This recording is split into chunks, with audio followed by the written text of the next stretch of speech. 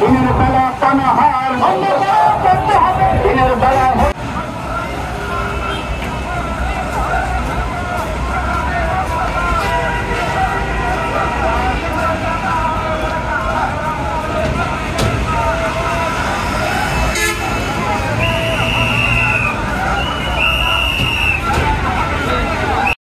আজকের বাংলাদেশকে যদি আমরা পুনর্নির্মাণ করতে চাই, আমরা যদি রমজানের পবিত্রতাকে যদি পরিপূর্ণ হক আদায় করতে চাই, মাহে রমজানের হক যদি আদায় করতে চাই, মহাগ্রন্থ কোরআনের ভিত্তিতেই করা সম্ভব, অন্যভাবে সম্ভব নয়।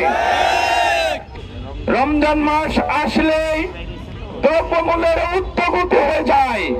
এক শ্রেণীর সিন্ডিকেট কুচক্রী মহল রোজাদারকে নির্বিঘ্নে রোজা পালন করতে সেহরি খেতে না দেওয়ার ষড়যন্ত্র অংশ হিসেবে এই দ্রব্যমূল্যের বৃদ্ধি করে দেওয়া হয়। আমরা তীব্র নিন্দা প্রতিবাদ জানাচ্ছি এবং তাদেরকে আহ্বান করছি, আসুন আমরা যেন এই কোনো কাজ আমরা না করি, বরং রোজাদারদের এই মধ্যে সীমাবদ্ধতা রেখে এরকম মূল্য যদি আমরা করতে পারি, সেই ব্যাপারে আমাদেরকে ভূমিকা পালন করতে হবে।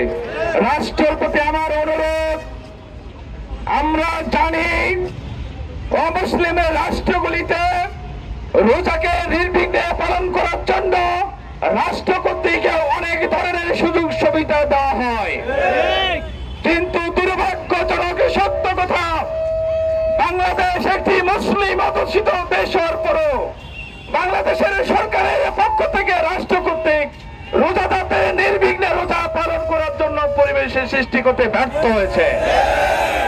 বর্তমান ইন্টারিম গভর্নমেন্টকে আমি বলতে চাই, আপনারা কোন রাজনৈতিক দলের সরকার নয়, এখন এই সময় এসেছে এই বাংলাদেশের মানুষকে রোজা নির্বিঘ্নে পালন করার জন্য সর্বোচ্চ পরিস্থিতি পরিবেশ তৈরি করার জন্য কাজ করার।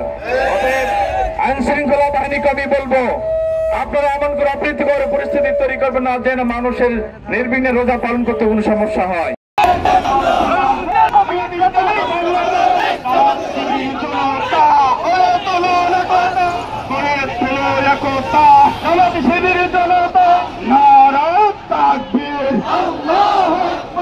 আল্লাহু আকবার,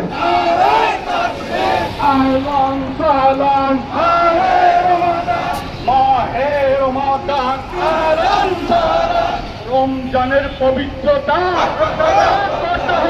রক্ষা করো, করতে হবে। রমজানের পবিত্রতা, কোরআন করুন, কোরআন বোঝেন, কোরআনের সমাজ করুন, আর কোরআনের সমাজ করুন, কোরআন করুন, কোরআন বুঝুন, কোরআন করতে হবে, করতে হবে।